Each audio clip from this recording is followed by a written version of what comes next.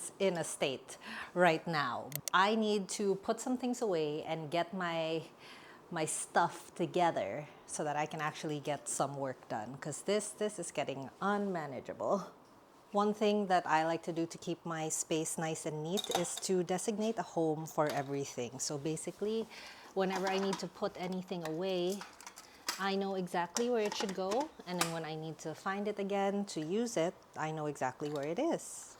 So it's very easy to tidy up, because otherwise, you're just not gonna do it if it's difficult for you.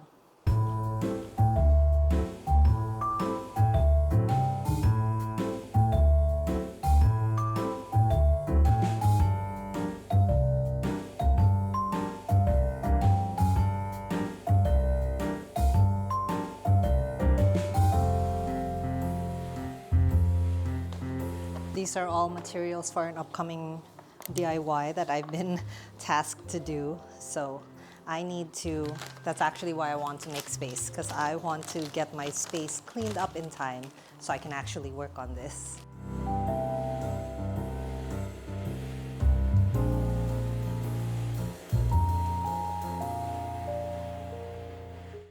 All my tech stuff for filming. I need to find a way to store these two. This is the Rode Video Micro that I sometimes use if I'm not wearing the lapel mic. They're the only two things that don't really fit inside that tech pouch, which is kind of annoying. And then for tripods and things, I keep those down here on the leg of this chair. This is like a little suction cup thing that I bought for the phone. I actually never use it. Like, I've used it maybe twice. But yes, these I put here except for the tripod that you are currently on right now, because obviously I'm using it. And also that one is actually quite big because it's the sturdiest one I have. So I keep that here in this empty space. Yeah, just a little bit more organized for the moment. So I like to keep this area very clean because this always ends up being my little charging dock. That's where I end up putting all the gadgets that need to be charged, and I need to charge a few things right now. So it can charge while I work and I can keep an eye on it and, unplug them as necessary. The best way that I stay organized is to have little systems in place, like everything has a home, like easy cubbies, easy catch-alls where everything I know automatically goes there. So whenever I'm looking for something, I know exactly where it is. Little things like whenever I put away a dead batteries always go in their case with the wrong side facing up. That way I know that's out of juice. Little things.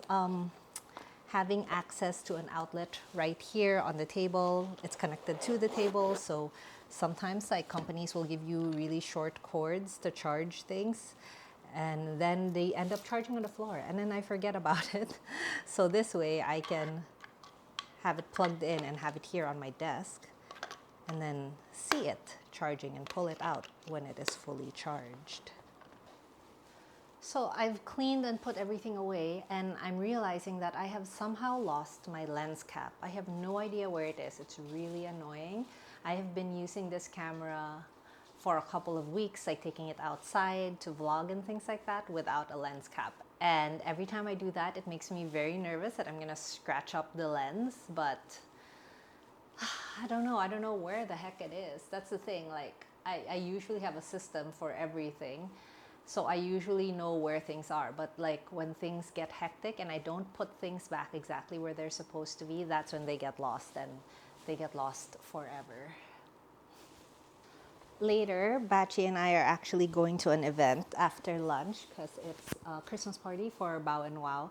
And I have been training him to react better around strangers and other dogs, because that's something that he was never like socialized as a puppy. So he only loves Sky Bear, my sister's dog, because they grew up together, but he doesn't really have any other doggy friends. So I kind of want to take him there, and then I'm a little nervous about it. I don't know how he'll react, but I'm preparing a lot of things. Like I'm preparing poo bags to pick up poop just in case. I'm gonna put a diaper on him because like I'm worried about any messes. He tends to make a mess when he's nervous and scared. I'm gonna have treats on hand. I'm gonna have his water.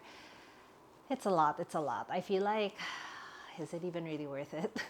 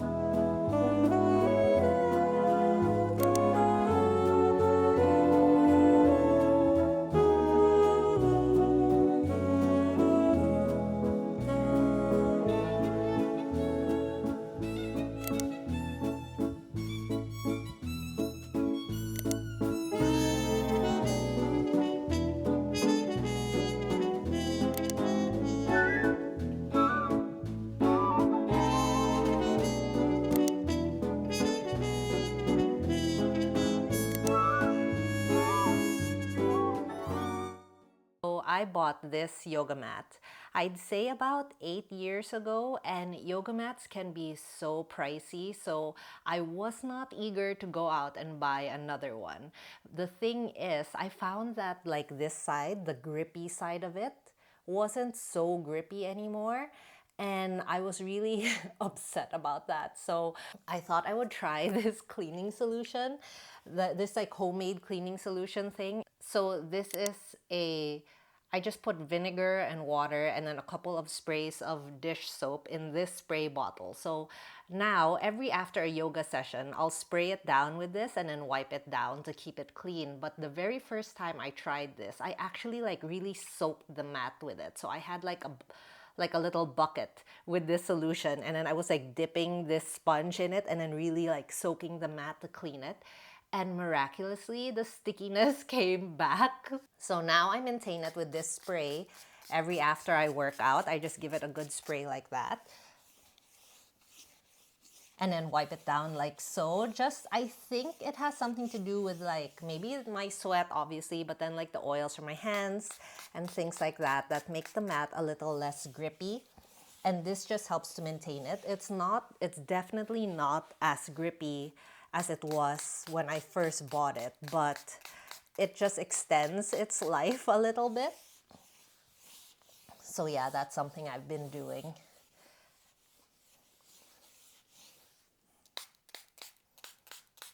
And the reason why I'm doing it now is because I actually didn't get to do it the last time I left class because I was so exhausted from that class. I just didn't have the energy to do it.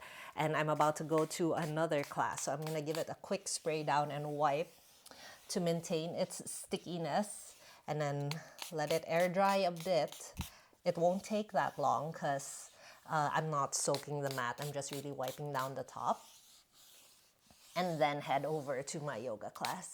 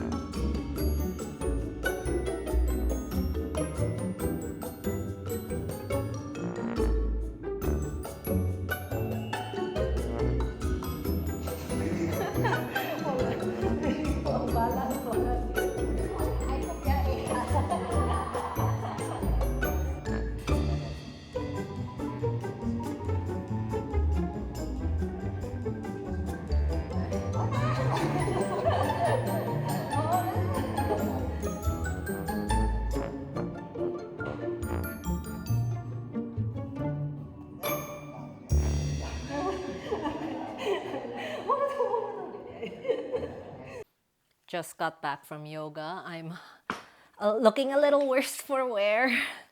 The difference between going to a yoga class in the studio with like an actual yoga teacher versus doing it at home on my own. For one thing, when I'm home, I tend to take it easy and be like, oh, you know what, I've done enough, or I'm kind of tired, so I'm gonna stop now. I must look horrible right now. That's just what happens after a yoga class. And then I check like my stats. When I do it alone on my own, I get a good stretch. That's like mainly the focus. My heart rate stays pretty low.